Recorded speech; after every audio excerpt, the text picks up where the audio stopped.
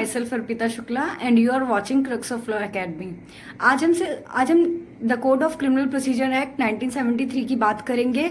ये बहुत ही important subject है, चाहे कोई भी स्टेट हो वहाँ पे सीआरपीसी आता ही आता है। ठीक है, तो प्लीज़ आप इसको बहुत ही ध्यान से पढ़िएगा।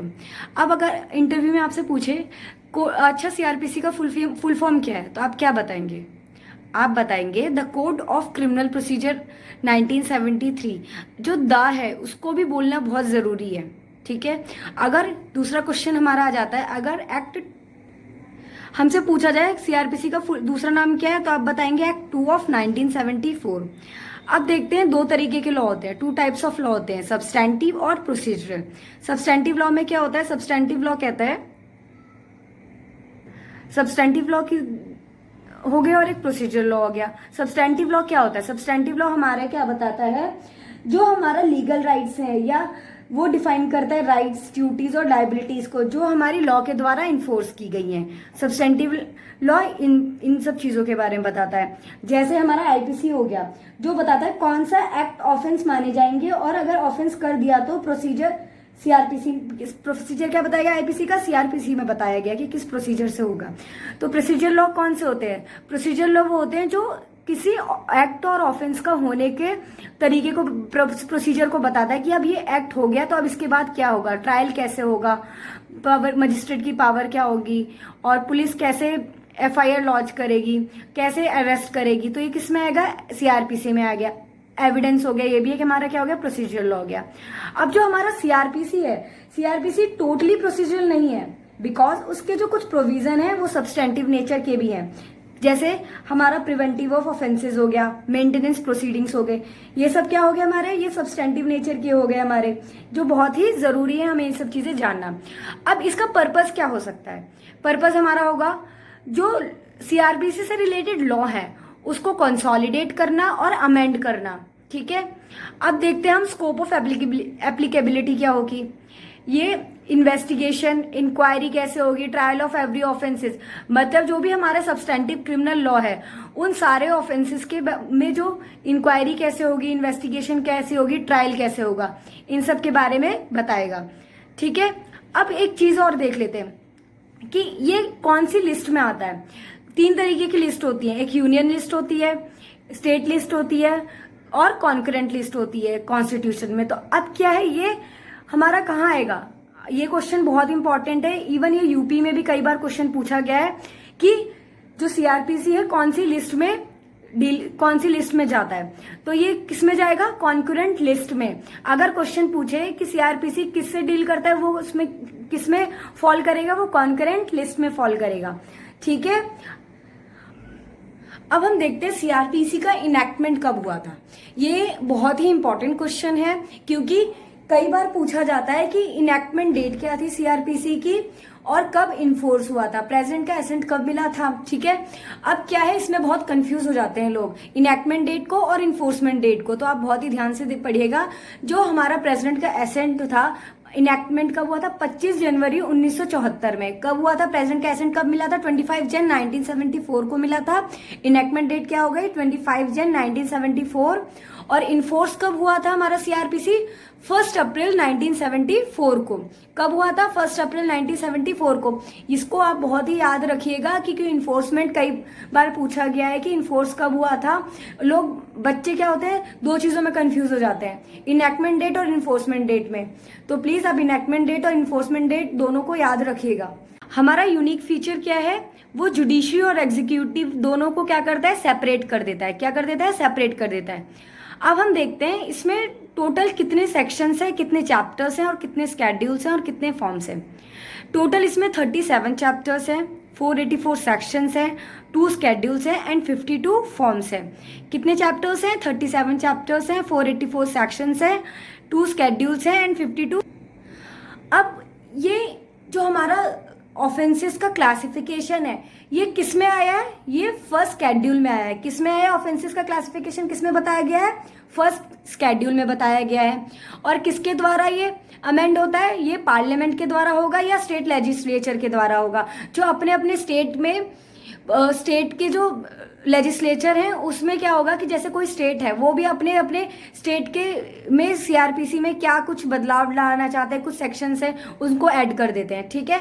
तो किसके द्वारा होगा? पार्लियामेंट के द्वारा और स्टेट लेजिस्लेचर के द्वारा अमेंड हो सकता है, ठीक है। अब हम क्या देखते हैं, जो सीआरपीसी क्या बताता है, वो प्रोसीजर क्या बताता है कि क्या होगा और अगर कैसा भी ऑफेंस कमिट होता है जो हमें क्रिमिनल सब्सटेंटिव लॉ में बताया गया है, कोई भी ऐसा ऑफेंस जो हमारे किस में बताया गया, क्रिमिनल सब्सटेंटिव लॉ में बताया गया है ऑफेंस, वो कौन कौन से हो सकते हैं? थेफ्ट हो सकता है। अब थेफ्ट में क्या होता है, जैसे सीआरपीसी क्या बताएगा, प्रोसीजर बताएगा कि थेफ्ट का प्रोसीजर क्या होगा, अगर किसी ने चोरी करी है तो उस चोरी के बाद क्या होगा, क्या थेफ्ट के अगेंस्ट एफआईआर लॉन्च होगी या नहीं होगी, पब्लिक की पावर क्या होगी, पुलिस की पावर क्या होगी, ट्रायल कैसे होगा, ठीक है। और जो सीआरपीसी के हमारे कुछ प्रोविजन है वो क्या है, जैसे हम देख लेते हैं क्या हो सकते हैं, कोर्ट की पावर होगी, पावर्स ऑफ कोर्ट हो गई, अरेस्ट ऑफ पर्सन्स हो गया, एफआईआर प्रोसीजर, हाउ कैसे ट्रायल रन करेगा, ये सब चीजें हमें देखेंगे, कलेक्शन ऑफ एविडेंस हो गया, प्रोविजन ऑफ बेल हो गया। तो ये सब चीजें क्या हो गया, ये क्या हो गया, सीआरपीसी के हम कुछ प्रोविजंस हो गए, ठीक है। अब क्या है हमारा कि जो सीआरपीसी है, हम देखते हैं क्रिमिनल अमेंडमेंट एक्ट 2013 जो है वो कब आया था, 3 Feb 2013। अब क्या है, ये जो अमेंडमेंट एक्ट की जो डेट है इसको आप जरूर याद रखिएगा, क्योंकि ये कई बार क्वेश्चंस आ चुका है प्री में कि क्रिमिनल अमेंडमेंट एक्ट 2013 का डेट ऑफ इन्फोर्समेंट क्या था, 3 Feb 2013 था, ठीक है। और अब हमारा निर्भया केस के बाद सीआरपीसी में, आईपीसी में, एविडेंस एक्ट में क्या हुआ है, अमेंड हुआ है। तो क्या है, क्रिमिनल अमेंडमेंट एक्ट 2018 के द्वारा। तो ये अब इसके क्या है, 21 अप्रैल 2018 क्या है, वो इन्फोर्समेंट डेट है। आपको ये डेट बहुत ही जरूरी याद रखना है, क्योंकि अब ये नया एक्ट है, ये यूपी में भी क्वेश्चन पूछा गया था क्या कि ये कब डेट इन्फोर्स हुई थी, कब कौन सी डेट में क्रिमिनल अमेंडमेंट एक्ट 2018 आया था, कब आया था, 21 अप्रैल 2018। तो ये हमारा नया अमेंडमेंट एक्ट है, तो प्लीज आप इस डेट को जरूर याद रखिएगा कि कब हुआ था, 21 अप्रैल 2018 में हुआ था। अब क्रिमिनल अमेंडमेंट एक्ट 2018 में सीआरपीसी में क्या कुछ अमेंडमेंट हुए थे, तो सीआरपीसी में कौन कौन से सेक्शंस थे, 26 था, 154 था, 161 था, 164 है, 173 है, 197 है, 309 है, 327 है, 357B, 357C, 374, 377, 438, 439 and first schedule. ये सारे सेक्शन जरूर याद कर लीजिए, क्योंकि कभी कभी ये क्वेश्चन ऑप्शंस में दिया जा सकते हैं कि कौन कौन से सेक्शंस हमारे क्रिमिनल अमेंडमेंट एक्ट 2018 में अमेंड हुए हैं और कौन से सेक्शंस नहीं हुए। तो कुछ ऑप्शंस दे दिए जाएंगे जिसमें क्या होगा, पूरा भी आपको क्या पूछ भी सकते हैं कि यार ये आए थे या ये नहीं आए थे। तो प्लीज आप इस चीज को जरूर ध्यान दीजिएगा, मैंने आपको ये लिस्ट देखी, आप इसको एक बार लिख लीजिएगा। अब हम देखते हैं जो सेक्शन 1 है उसमें क्या बताया गया है कि जो हमारा सीआरपीसी है पहले क्या था, पूरी इंडिया में एप्लीकेबल था, बट जम्मू एंड कश्मीर में एप्लीकेबल नहीं था। बट जब से जम्मू एंड कश्मीर को इंडिया में मिलाया गया है, तब से क्या है, सीआरपीसी इंडिया में भी एप्लीकेबल है। और कहाँ एप्लीकेबल है, जम्मू एंड कश्मीर में भी एप्लीकेबल है। पहले क्या था, जम्मू एंड कश्मीर में एप्लीकेबल नहीं था, क्योंकि वहां पे क्या था, वहां पे एक अलग अपना कोड को फॉलो किया जाता था। बट अब क्या है, अब जब से 370 आर्टिकल हटा है, तब से क्या है, जम्मू एंड कश्मीर में जो भी इंडिया में लॉ एप्लीकेबल था वो अब क्या है, जम्मू एंड कश्मीर में भी एप्लीकेबल होने लगा है, ठीक है।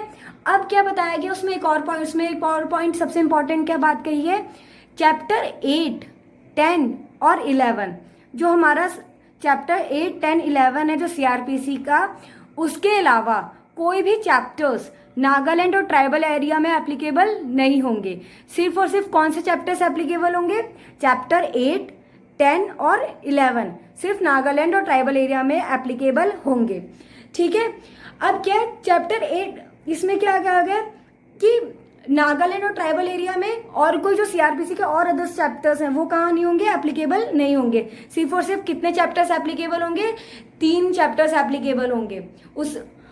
लेकिन जितने भी क्राइम से रिलेटेड सब्सटेंशियल लॉ होंगे उनका रिलेशन कहीं ना कहीं नागालैंड में जो भी ट्राइबल एरिया में सीआरपीसी से अटैच होगा, वो क्या होगा, कुछ जो नागालैंड ट्राइबल एरिया में कुछ सेक्शंस, कुछ उनके एक्ट, कुछ में उसमें एक्ट होंगे, वो क्या होंगे, कुछ सेक्शंस उनके क्या होंगे, सीआरपीसी से भी अटैच होंगे। ठीक है, हम पूरी तरीके से ये नहीं कह सकते कि सीआरपीसी इग्नोर हो रहा है। ठीक है, यहाँ पे क्या पूरी तरीके से सीआरपीसी इग्नोर नहीं होता, क्योंकि सीआरपीसी के कुछ सेक्शंस कई नागालैंड और ट्राइबल एरिया के कुछ और प्रोविजंस के साथ अटैच हो सकता है। ठीक है, अब क्या है, सीआरपीसी से IPC, Indian evidence act, police act, ये भी क्या है, अटैच होंगे। ठीक है, ये भी क्या होंगे, अटैच होंगे। अब एक केस था स्टेट ऑफ नागालैंड वर्सेस चुंग के केस में बताया गया था नागालैंड और ट्राइबल एरिया में क्यों चैप्टर 8, 10, 11 ही खाली एप्लीकेबल होगा और कोई और चैप्टर्स एप्लीकेबल सीआरपीसी के नहीं होंगे।